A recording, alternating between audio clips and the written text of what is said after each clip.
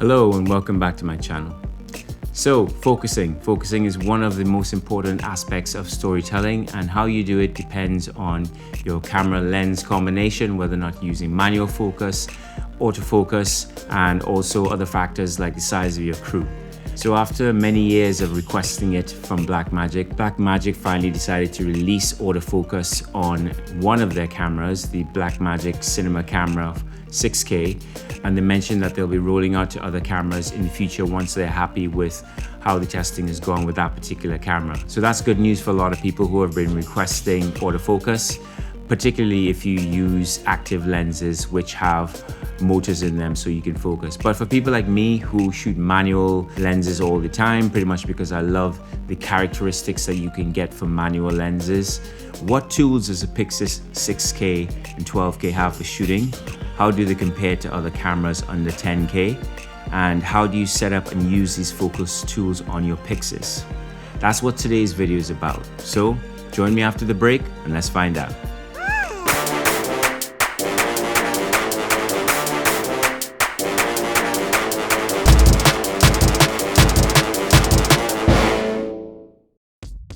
So what are the focus assist tools for the Blackmagic 12K and 6K? There's an option to zoom the LCD display on the side of the PYXIS, and I would imagine the PYXIS monitor too, but I haven't tested this to confirm. There is peaking, otherwise known as edge sharpening. And lastly, there's colored lines, which is hands down my favorite tool. So what is focus peaking or standard peaking on the Blackmagic? Focus peaking is a visual aid that highlights the sharpest edges of your image by overlaying a colored outline on areas that are in focus. As you adjust your focus ring, you'll see edges light up when they're sharpest, making it easier to nail focus manually, especially when shooting with shallow depth of field. Colored lines. Unlike traditional focus peaking, which enhances or sharpens the entire image to indicate focus, colored lines provides a cleaner and more precise overlay. This method is particularly beneficial in complex or detailed scenes where it helps to avoid cluttering the image with excessive overlays. So let's compare some peaking color options of the Blackmagic PYXIS 12K, 6K compared to some other popular cameras under $10,000 US. Okay, at the top of the chart, we have the PYXIS 12K and 6K. You can see that there are 5 different colors that the Blackmagic does: red, blue, white, green, and black. And you're probably thinking, why are you reading these out? Well, some people are actually colorblind, and there's some colors that they literally are not going to be able to see. So the Blackmagic PYXIS gives you red, blue, white, green, and black. To my knowledge, Blackmagic is the only one that gives you black as a peaking color option. So Blackmagic provides you with a very flexible variable slider where you can go all the way from 0 up to 100%, and the camera will suggest some things are in focus and they're not actually in focus. So when you're doing it, it's best to not have it set too high so it gives you false focus readings. And then you got on the S1R, you got adjustable sensitivity. You can do it in steps. On the Canon C400, you got a customizable gain from 1 to 15 and a frequency of 1 to 4. The frequency represents the granularity of the focus peaking, how dense it is. The C80 gives you a customizable gain similar to the C400, and you have a 2 profile frequencies as opposed to 4, which you have with the C400. The Z9 gives you presets, gives you low, standard, and high, which obviously works for some people, but it does not give you as much flexibility as having a variable slider and something that you can customize to the specific lens that you have. The Ronin 4D, it has a variable slider with a percentage level, and the FX6 has the same as the FX3, which is 3 position or 3 state presets, so you can go low, medium, or high on that. Okay, so let's look at some of the magnification features that we have with the 12K and 6K versus the other camera manufacturers under $10,000 US. Okay, so in live view mode, the maximum magnification that you can get with the 12K is up to 8 times magnification, and you can pinch to zoom. You can also then magnify during recording, and playback zoom, you have up to 8 times zoom on playback.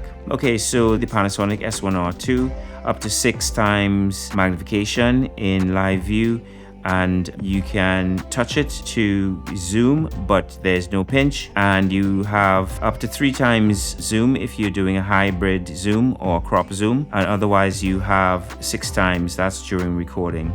and in playback you have up to 16 times zoom. So you have twice as much zoom as the PYXIS 6K when you're playing back, but you have not as much zoom when you are in the live view mode. The Canon C400, you have 2, 5, and 10 times magnification, and you can only touch drag with this one, and you have magnifying during recording, and playback zoom is nil point, zero. You can't do that. And it's a similar situation for the C80, is exactly the same as the C400. The Nikon Z9, you have 6 times zoom in live view.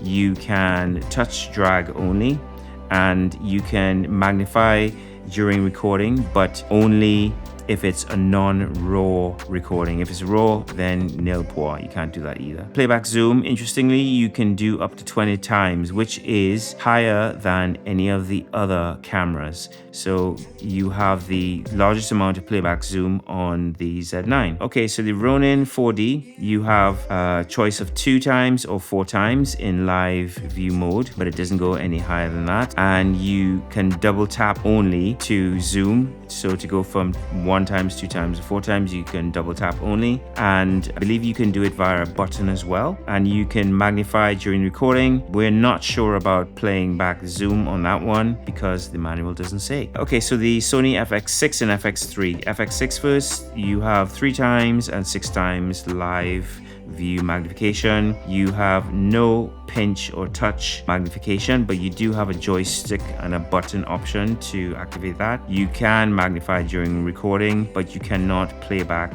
the picture zoomed at all. FX3, you can do 1 times, 2 times, and 4 times zoom in live view. And if you have auto focus touch enabled, then you need to double tap to zoom, and that's the only control. And you cannot magnify during recording, so you can do live view but not recording. And playback, nil point, 0. So that's a look at how the Blackmagic PYXIS 12K and 6K magnification features compare to some of the other sub $10,000 cameras on the market at the moment. Okay, let's have a look at some of the focusing features of the PYXIS 6K. So we are in live view mode now. As you can see, if I pull focus, you can see the green lines which represent what is in focus there. So let's go through and figure out how we set that up. So first of all, you go into menu, and when you're in the monitor screen, you have the choice of selecting your output in terms of what's going to be sent to that output. So you have the LCD, the SDI, and the USB-C. Obviously the LCD is the screen in front of you. Then you have the SDI out, and you have the USB-C out as well, which you can either convert to HDMI or you can use the dedicated USB-C out if you have the Blackmagic monitor. So you need to set that focus to be on in whichever output you want it to go to. You can also do like I did, and you can program one of the hotkeys so that you can toggle on and off. So I've got it so that it toggles it on and off to all of the different outputs. Now let's go to this part here, and this is where the magic setup happens. So you have either colored lines or you have peaking, the options for. Okay, so if we set it to colored lines, you can change the color up here. White, black, red, green, and we go back to, like I said, green, my favorite. If you then change it to peaking, you can have a look at what peaking looks like. So this is peaking, and I'm going to pull focus there, and you see peaking shows you. It increases the contrast of the edges of what's in focus, but I find that incredibly difficult to use. So like I said, I don't like peaking, but a lot of actual focus pullers use it, and that's all good. But I love colored lines, and with colored lines you can go from 1, not 0 as I previously said, but 1 all the way up to 100. The problem is if you go at 100, if you set the focus assist level to 100, it can give you, I think, false positives, because I know that, for example, if you're shooting in low light and there's a lot of noise, it will tell you that the noise, for example, is in focus, which you don't really want. That's not very helpful. So that is focus assisting within the menu context. Now, if you exit that and you go to the top left hand side of the screen there's this heads up display activation button. And with that, you then get all these different heads up display parameters that you can change. The first one is for focus peaking. So as you can see, it's set to on. You can toggle it off there. And if you toggle it on and off from that key, it does the same exact thing. And from here, you can quickly set the level. And why that is useful is if you are shooting with a particular lens, you can then adjust the threshold or the focus level assist amount to be suitable for whatever it is you're doing while you're looking at your subject, which is incredibly useful. So that's in the live view mode. If we then look at the other tool that you can use, which is the tap to zoom, it's actually double tap. So if you double tap, you can see it's zoomed all the way to 8 times there because I previously set it to 8 times. But if you bring it down, you can bring it down to a more reasonable number like 2, and then you can move it around. You can just zoom it around like that. That's in live mode. You can do that, and that is incredibly useful. And then you can just pinch like that, bring it smaller, or take it all the way up to 8 times. Right, now let's go into playback mode. So here we have got playback, and let's just prove the double tap to zoom again. Again, you can double tap, you can look at your focus. Oh, you can look at your focus, and you can take it all the way to 8 times. And then you can also get rid of your lines there, of your colored lines. And you can just see what your focus looks like. Don't forget, you can also press F2 and you can get a clean feed. Well, when I say you can press F2, you can press F2 and get a clean feed if you've programmed it to do that, which I have. But if not, then you obviously just need to go to the monitor and switch it to clean feed. Anyway, so you can then zoom, and this will only zoom on the actual LCD. It won't zoom on the USB-C or the SDI output. Okay, let's go back to the colored lines again. Let's have a look at what it looks like with peaking. Let's set peaking to 100%. Put that back on, and there you can have a look at peaking. And if you play back, very difficult to see what's going on, I think. So like I said, not a fan of peaking, but if you go to colored lines and we put it to something reasonable, like say 82% or 82, and you can see that, but let's put it to say 94. I can see more clearly what's going on there.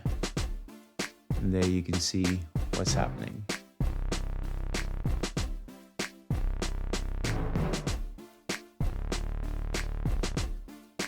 Yeah, and you go back and you can change the color.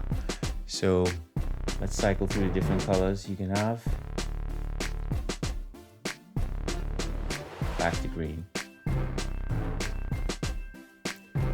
Right, and let's also go and prove about the double tap to zoom in playback mode.